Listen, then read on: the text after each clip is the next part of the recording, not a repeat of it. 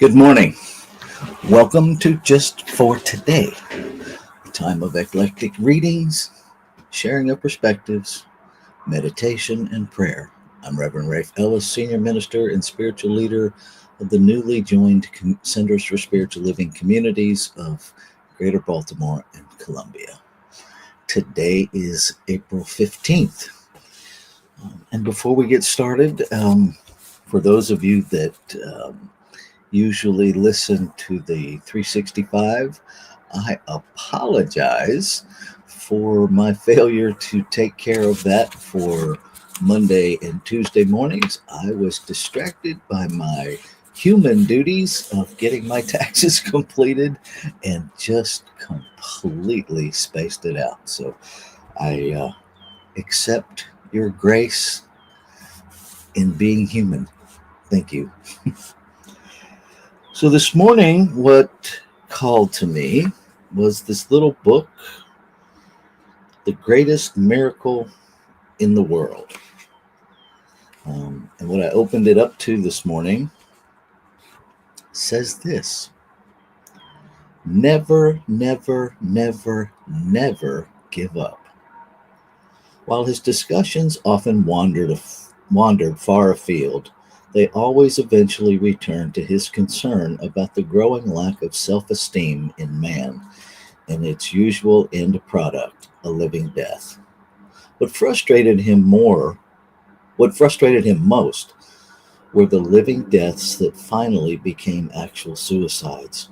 Lives he had been unable to save because, as he put it, he just couldn't be everywhere, and there never seemed to be enough rag pickers to go around. What that sparks in me, a couple things.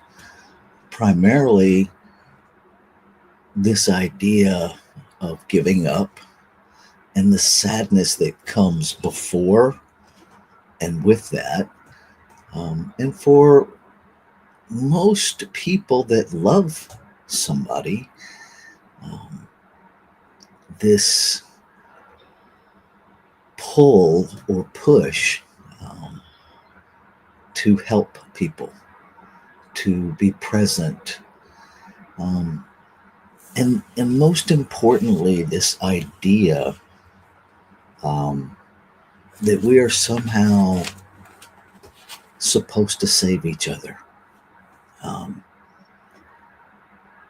And I don't know that we can save one another. I know that we can be present for one another. And in this moment, that adage about put your own oxygen mask on first really comes to mind. That, especially right now, we're in a time where lots of folks are hurting. There's lots of confusion. There's lots of turmoil here on planet Earth. And people are going to navigate that in their own way. What I've been really aware of the past 24 hours is all of the brain chatter, all of the conditioned thinking that gets launched when we're under stress. And it's just one should after another. And personally, what I find is that the more shoulds that are screaming inside my head, the worse I feel. And the worse I feel, the more I distance myself from the people who love me, who can actually help the most. And where's that balance of going within, of that place of solitude versus hiding, that place of going within to heal versus avoiding? And at what point are we leaning into love, self-love, versus hiding from love that doesn't fit our ugly narrative about how unworthy we are to be loved. And I'm pretty sure from experience that the only way I actually heal those voices that tell me how unworthy I am is to challenge them by letting people love me, loving myself enough to let you love me. And I also know that we can't get to that space until we get to that space. And so sometimes the most loving thing we can do for one another is be present without pressure, and to not project our nasty narrative onto other people, right? Um, to not play fast and loose with the word want. When people pull away who we want to love, it's really easy to point fingers and say, well, they just want to do this, that, or the other. And really, we don't know that. Oftentimes, what I find is they don't even know why they're pulling away. It's more of a reflex than it is an intentional choice of awareness. And perhaps if we just learn how to be patient with one another, how to be present without satisfying our own need to fix somebody, to save somebody, that maybe that is the most loving thing we can do for folks that are challenged with allowing themselves to be loved. And ultimately, that's what I think today. By noon today, that may all change. It may change by the time we're finished with this live stream. Because when we're really practicing being present, we're practicing being in the midst of and aware of and participating in continuous change. So that's what's alive in me this morning. Curious how the reading landed with you. And if you care to share comments, that's great. And if you don't, that's okay.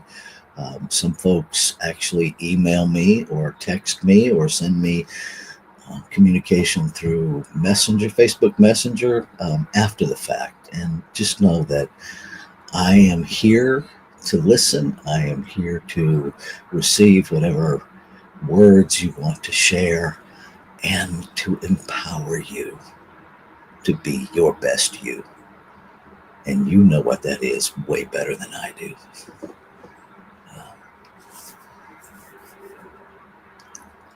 Okay. So I'm not seeing anything come forward, so I'm going to go ahead and move us into our time of meditation. It's a 5-minute timed meditation. If you're new to Just for Today, it really is an invitation to begin to practice meditation, to practice this thing we've been talking about this morning of just be present. Be present with the geese flying by, be present with the raindrops that are falling, the traffic that is moving, whatever happens in the next 5 minutes. Just allow yourself to be present with it. Okay, here we go.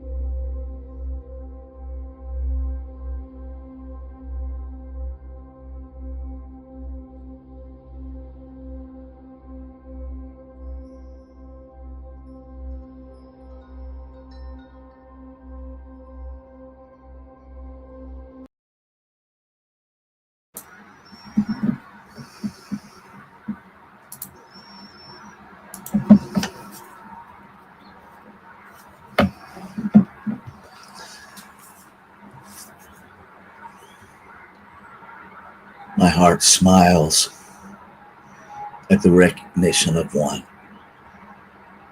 one love, one life, one peace, one power that is everywhere present, that is presence itself. One substance that is the source of all. One creation, whole, perfect, and complete in itself. Infinite possibility waiting to express. Expressing in multiplicity and desiring anew over and over again to express a new version of itself, a new experience of itself, a new representation of itself, known by many, many names.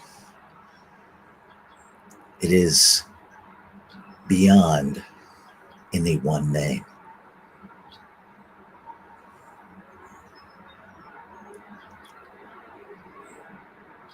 And knowing that it is the only source, the only substance out of which anything and everything is expressed, one creation, I know that I am that, expressing as an individualized version, an individualized representation of love, of peace, of power, of presence, of creation, of infinite substance, infinite intelligence, infinite possibility in form, in this human experience, to express all that this infinite is. And what I know is that what is true of me must be true of every expression of creation, of life. And being created out of it,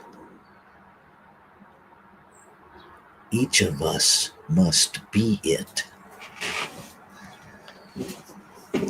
So I claim and affirm that today I choose to move through this day aware that I am that in form to express that in form. I'm aware that the desires that awaken within me are indeed the desires of creation to express itself anew, to expand its experience of itself, to play in that realm of infinite possibility where desire becomes realized in form, in function, in experience.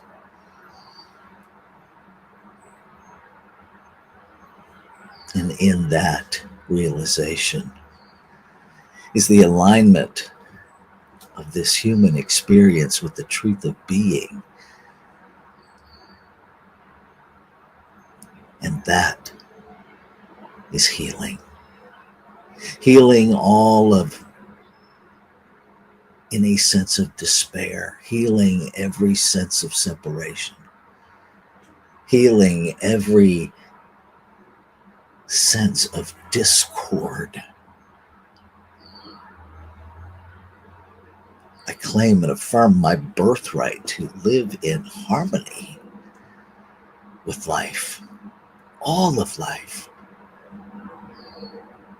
to be curious about how life is expressing individualized,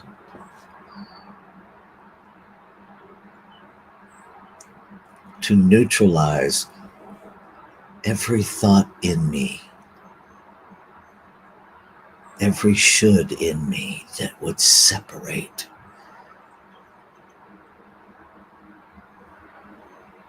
I claim and affirm that healing now. I claim my birthright to live an experience of oneness, an experience of wholeness, an experience of joy beyond my wildest imagination. To live an experience of the abundance of life in every area, beyond any conditioned thing of abundance, to abundance of life, abundance of love, and abundance of peace, the abundance of creation,